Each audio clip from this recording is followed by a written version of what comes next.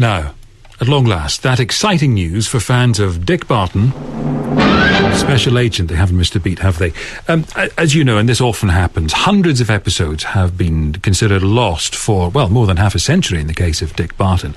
But now, stop. Hundreds have turned up in Australia. I've been hearing more from Charles Norton, who's a freelance researcher, but who made the discovery working for the company AudioGo, which you might know as BBC Audio Books. The series Dick Barton-Special Agent originally ran on the BBC Light programme between 1946 and 1951, and it was a very great success very quickly.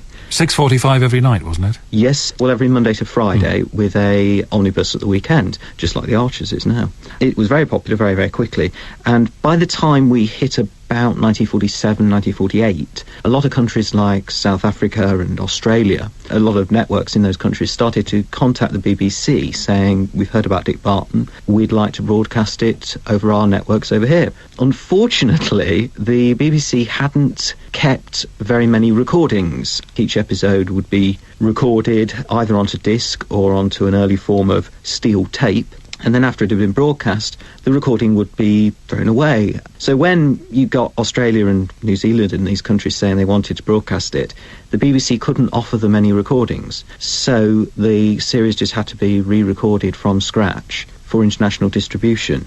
And so the BBC got into association with a commercial recording company, and they recorded the first 350 episodes of the BBC series using the same scripts, using the same music cues, albeit a different cast.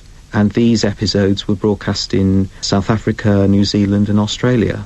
And all these years on, most of them are still sitting in the archives of the National Film and Sound Archive in Australia. And that's where these were found, presumably? Yes, I mean, as far as the Australians were concerned, they'd never been lost. Nobody had just ever thought to ask them about them.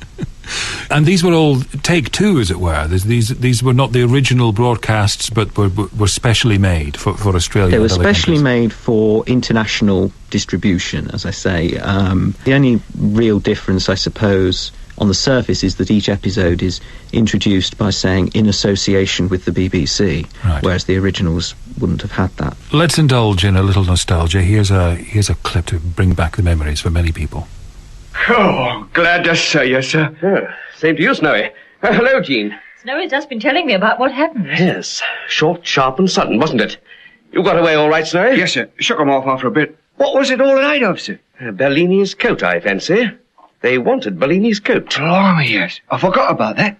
Well, where is it, anyway? Did they get it? I don't know. While I was running, I tossed it over my shoulder. I meant it to go over a wall. Perhaps it's still there. Well, a bit risky you're back first, sir. No need of that. I emptied the pockets before those characters tried to fix us. Got the stuff in my pockets somewhere. Now, where did I put 'em? What's Miss Bellini like, anyhow? Oh, she's tall, about 5'8", I should say. Lissom, willowy, dusky, long raven black hair, sort of Latin American beauty with wonderful, limpid blue eyes. Please stop the beauty talk and give us a useful description. It's nice to know a dangerous criminal when you see one. Isn't that great? Yes.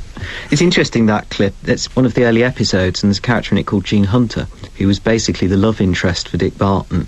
But when it was realised that the majority of the audience for the show were children, they quickly wrote out Jean because they didn't think she'd be of much interest to junior schoolboys.